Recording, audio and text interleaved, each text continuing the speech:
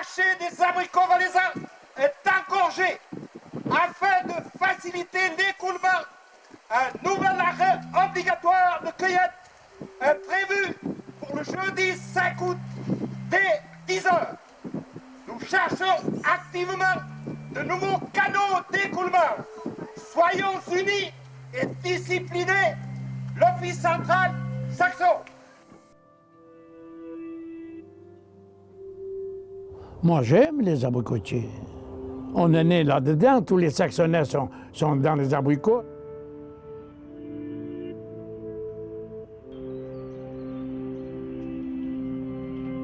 C'est ma vie. Moi, je suis heureux comme ça. J'ai toujours travaillé à la campagne depuis que je suis né, puis tout jeune. Et après, j'ai dû apprendre un métier, j'ai fait maçon. Et maçon, agriculteur.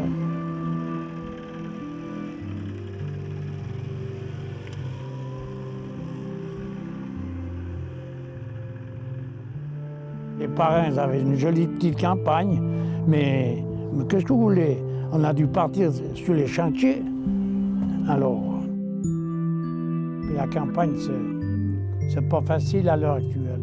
C'est tout sans dessus-dessous maintenant la campagne. Il faut avoir beaucoup de campagne pour pouvoir s'en tirer. Mais c'est tout motorisé maintenant. C'est pas comme dans le temps. On avait le cacolet pour porter en bas les abricots. On mettait 4 plateaux, on venait en bas depuis tous les coins, puis le pont de la scie, puis les barmettes en bas avec le cacolet. Je ne sais pas comment ça va finir, mais j'ai peur pour l'agriculture au jour d'aujourd'hui. J'ai beaucoup peur pour les jeunes. Ça ne sera pas la joie comme ça. Ils ne payent pas. Regardez les pommes, comment ils se vendent le kilo. Et dans les magasins, sont des prix astronomiques et aux producteurs, ils ne donnent rien. Alors, ce n'est pas facile. Berne, ils donnent des autorisations pour faire venir des abricots. Les importateurs, ils remplissent les frigos. Alors, quand il y a les nôtres, on ne peut pas les vendre, les nôtres. Ils sont pleins, les frigos. Mais qu'est-ce que vous voulez? Ils importent maintenant. Ils importent tout. Ils importent ce qu'ils veulent. Tout. Alors, l'importation, nous, on n'a pas les mêmes prix que dans l'Europe unie. Avant, quand on a renversé les wagons à Saxon en 1953, le lendemain, ça a commencé à marcher, l'agriculture. Ils nous ont donné des subsides pour les abricots. Mais alors, là, ça a été, on était tous derrière ces personnes qui nous soutenaient. C'est comme ça qu'on a pu faire la révolution.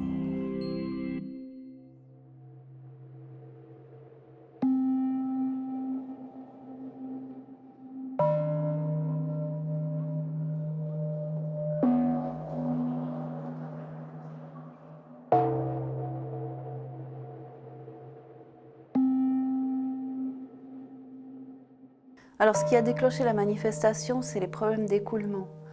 À l'époque, il y avait une loi sur l'agriculture qui avait été mise en place en 1951 qui réglementait l'écoulement des marchandises comme suit, c'est-à-dire que dans une première phase, quand il n'y avait pas de fruits indigènes sur le marché et comme les consommateurs en voulaient quand même, on pouvait importer des fruits étrangers.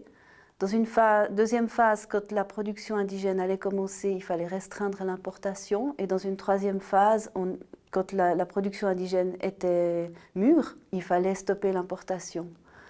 Le problème, c'est que cette année-là, en 1953, au niveau des abricots, la première phase a été beaucoup trop longue. Malgré les avertissements des producteurs, on a trop attendu avant de gentiment restreindre l'importation. Et quand enfin les abricots valaisans sont mûrs, ils mûrissent après les abricots qui viennent plus du sud, comme les abricots italiens, le marché est déjà saturé d'abricots italiens. La cueillette commence et les prix ne cessent de baisser puisqu'il y a trop de production sur le marché. Ils vont continuer à baisser et pire, le 6 août, on va annoncer qu'on doit même stopper la récolte parce qu'il y a vraiment trop d'abricots sur le marché. Tous les jours, ils battaient le tambour de ne pas ramasser les abricots. Il y en avait comme ça par terre en 1953 des abricots.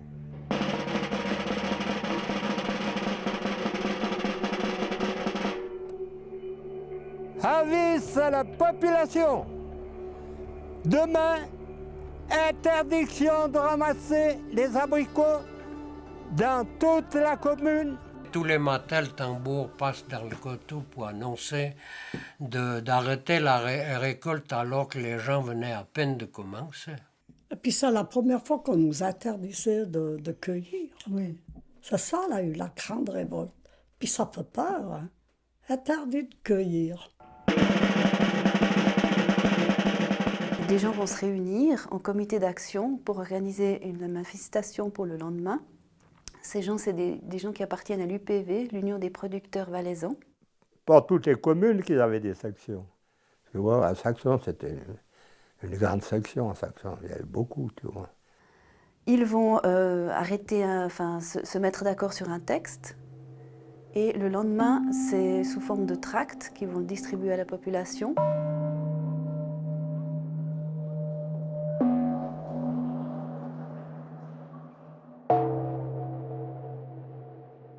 Alors nous, on peut dire qu'il y avait longtemps qu'on sentait qu'il y avait quelque chose qui devait se passer. Parce qu'ils ne nous prenaient pas les abricots. Moi, je me rappelle qu'à la Florosca, Il y avait ils étaient restés 5 jours, les abricots, là. Et quand ils ont trié, Ah oui. il y avait eu On sentait, ça devait arriver, ça. rouspété, c'était On doux. devenait tous nerveux. Ouais. Alors, puis les plus osés disaient quelque chose, d'autres ils disaient rien. Mais ils ramassaient tout. C'est d'ici que c'est parti la révolution.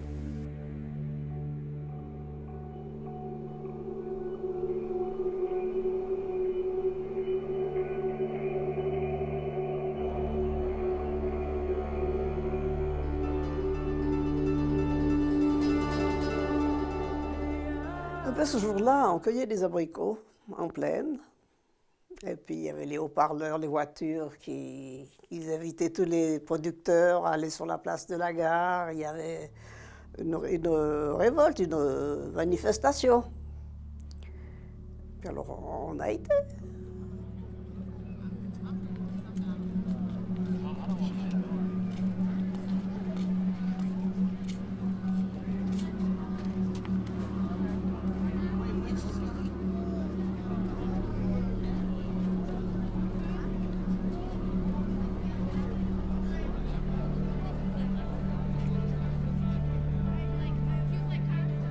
C'était surtout de l'abricot italien qui était importé.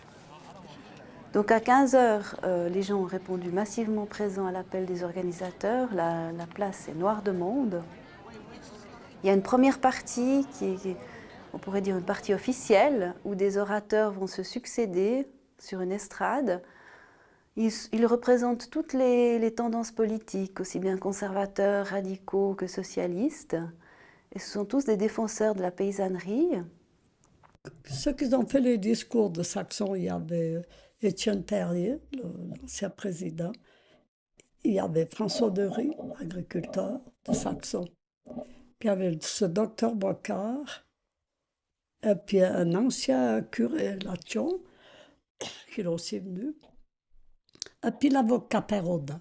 Oui, il y avait le doyen Lachon, là, qui une voix, là, mais prenante, mais je l'entends encore. Avec sa grande robe noire.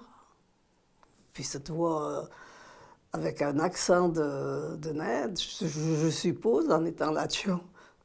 Et souvent, quand je passe sur le quai de la gare, je le revois. Et je savais des mots qu'il avait dit, mais maintenant, ça ne me vient pas.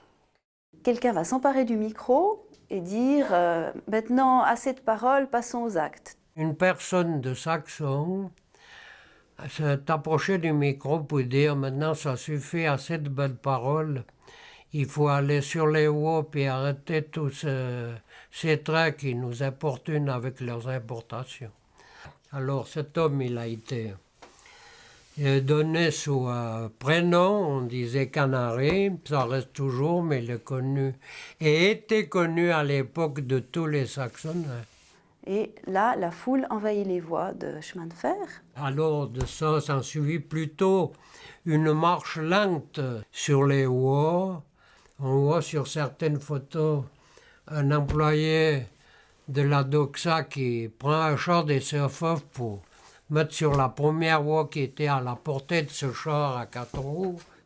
La circulation des trains est bloquée. Parallèlement à ce qui se passe sur la gare, sur la place de la gare, des groupes vont s'organiser pour couper les voies d'accès au village. Donc des groupes partent aux 4 coins cardinaux du village et abattent des arbres pour couper pour bloquer les routes. Là, c'était plutôt des jeunes qui se sont décidés à faire quelque chose, mais c'était certainement des plus actifs. Alors, un peuplier qui avait un certain volume, une certaine épaisseur, ils ont été chercher une scie où c'était possible dans un magasin, mais une scie à 2 pour pouvoir faire la largeur de l'arbre avec la lame. Alors des cerisiers ont été coupés le long du canal. Sur la route de Fuy aussi, la route a été obstruée, qui fait que pratiquement on était des isolés de la circulation ferroviaire et routière, pas rien qu'isolés de l'abondance économique. Mon mari a pris son service à 3h l'après-midi. C'est dans l'après-midi que ça a commencé à Saxon de chauffer un petit peu.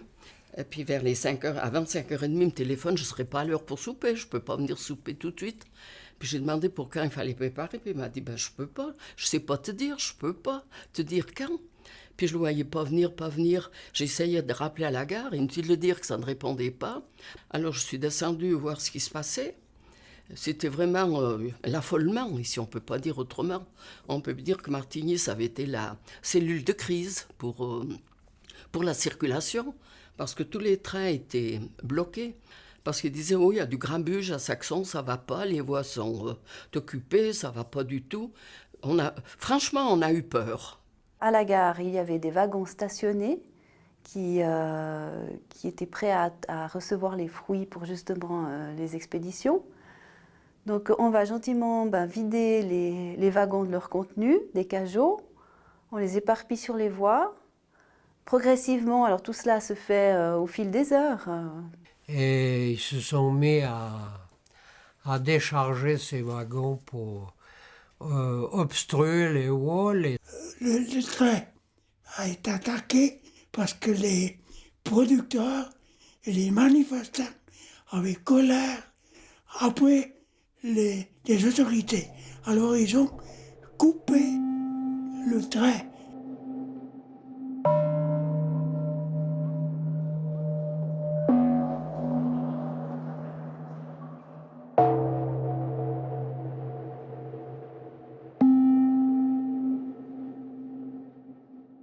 Quelqu'un va mettre le feu à un premier tas de cajots, et ainsi de suite. Et au final, le feu se propagera aux wagons et 4 wagons CFF seront calcinés. Il y a des wagons qui ont été mis le feu. Par qui? On n'en sait rien. Il y avait des plateaux de fruits étrangers. Ça voulait dire qu'il y avait des plateaux, et ça venait de l'Italie. Alors automatiquement, les producteurs qui ont vu ça, sont venus fous furieux. Alors ils ont mis le feu, puis brûlé les emballages d'Italie. Les wagons ont pris feu parce qu'il y avait du vent. Comme on était gamin, on pouvait pas savoir que c'était une révolte. Et on est restés ensemble, et puis tout à coup, on a entendu quelqu'un qui a dit « au feu, au feu, au feu ». Tout le monde s'est lancé vers la gare. Les pompiers sont informés qu'il y a déjà des cajots qui prennent feu. Là-dessus, les pompiers de Martigny sont informés aussi, puis ils disent allez chercher des Italiens pour éteindre. Même les pompiers de Martigny, pour vous dire qu'il y avait quand même aussi une prise de conscience que c'était pas que les agriculteurs de Saxon. Mais je vois quand on partait là sur le quai, ces femmes assises sur les rails. je félicite encore leurs descendants d'avoir des mères aussi courageuses. Ils ont été surtout pour marquer que c'était pas que l'homme qui se révoltait, mais que c'était la famille entière qui se révoltait. Et puis les enfants, on est montés dans les wagons et on a commencé à descendre les plateaux d'abricots qui venaient d'Italie, les abricots importés. Et puis bien sûr, dans la foulée, on a suivi les gens et on a continué à aller sortir les plateaux des wagons qui étaient chargés. Donc on a été vraiment au cœur de la révolte, on peut dire. Donc avec le camion du lot, il était en face du terrain de foot. Le terrain là, plein de marchandises.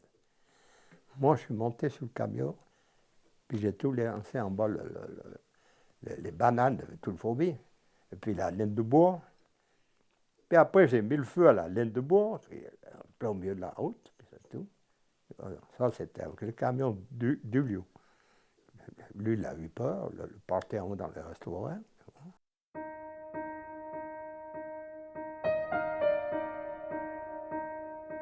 Puis je veux dire, on n'avait surtout pas de renseignements de ce qui se passait. La route cantonale était coupée. Et puis tout de suite est arrivé ici, le premier qui est arrivé, c'est un inspecteur de ligne qui venait de Lausanne. Et puis après, il est arrivé un inspecteur de Berne.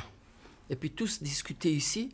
Puis un de ces inspecteurs dit à mon mari, « Envoyez le train, on verra bien, ils se remueront bien là-haut. » Et puis mon mari, il était assez correct de ce côté-là. Il a dit, moi, j'envoie pas le train sur des gens, on ne sait pas ce qui peut arriver. Alors, il a enlevé sa casquette, puis il a donné sa palette à l'inspecteur, puis il a dit, si vous voulez le faire, vous le faites, mais moi, je le fais pas.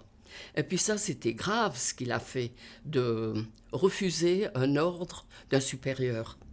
Puis l'inspecteur a quand même pas osé le faire, il faut dire ce qu'il en est.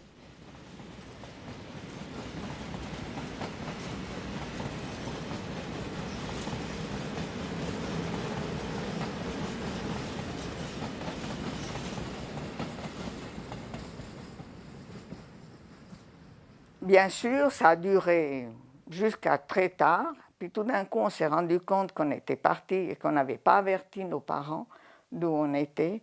Alors, je ne vous dis pas, le souci de devoir rentrer à la maison, parce que bien sûr, les parents, ils étaient en souci parce qu'ils avaient entendu aussi du bruit et s'imaginaient qu'il y avait vraiment la guerre.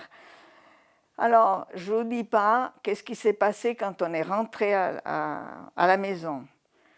Moi, je suis restée 3 jours au lit parce que j'avais reçu la distribution, comme on disait à l'époque, et puis le garçon, il a eu droit au ceinturon. Alors, imaginez-vous, mais c'est vrai que quand on y pense, on a été dans un endroit où il aurait pu arriver n'importe quoi, on aurait pu se blesser, on aurait pu avoir le feu qui nous court derrière. C'était vraiment quelque chose d'inimaginable.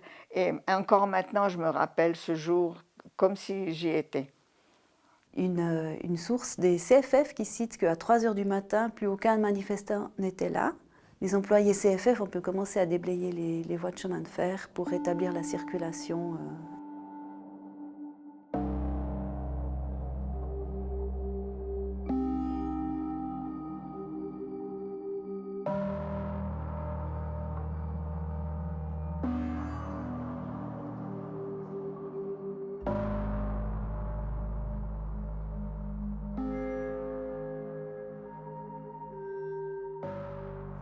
Puis moi, je dis quand même merci beaucoup à ces chefs qui ont pris une décision, parce qu'il fallait quand même quelqu'un qui se mouille là-dedans.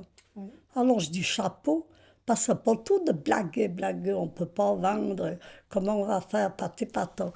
Ben là, ils ont organisé, ils ont très bien organisé, et puis ils ont assumé ce qu'ils ont fait.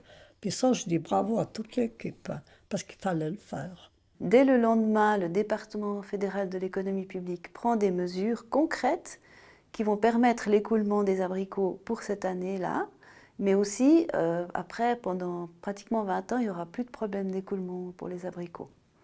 Donc, il y a quand même une prise de conscience qui a été faite de la part de l'autorité fédérale prise de conscience avec une même loi qui existait déjà en 1953, une loi sur l'agriculture votée en 1951 par les chambres fédérales et adoptée par le peuple suisse en 1952.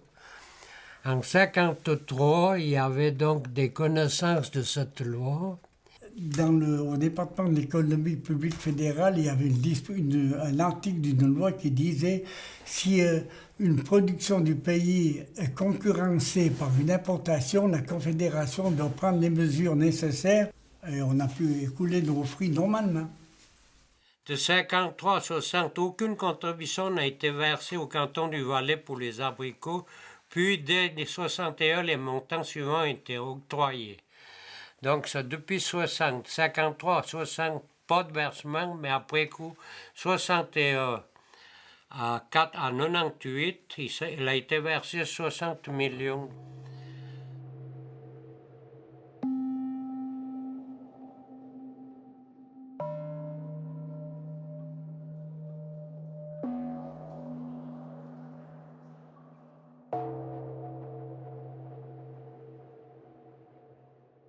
On peut juste constater que la presse, là, tout d'un coup, l'opinion a de nouveau changé. Alors, au lendemain du 7 août, beaucoup de journaux conservateurs criaient au scandale, enfin, étaient horrifiés des actes qui s'étaient passés. Et puis là...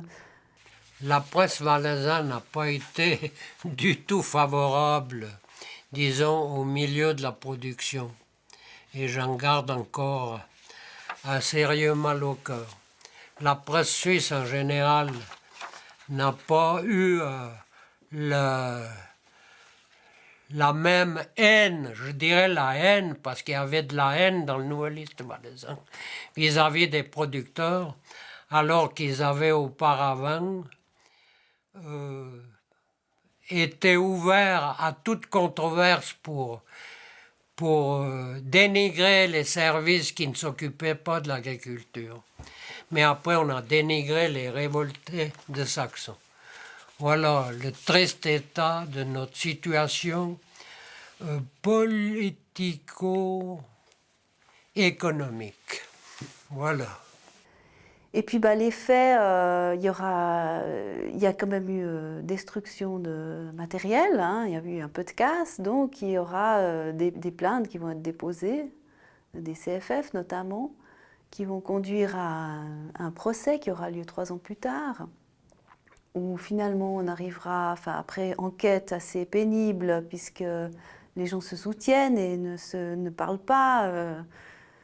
Ils veulent bien reconnaître qu'ils ont été pris en photo, que oui, c'est bien moi sur la photo, mais je ne connais personne autour de moi. Donc finalement, les entités judiciaires arrivent à retenir 49 personnes qui seront sur les bancs des accusés.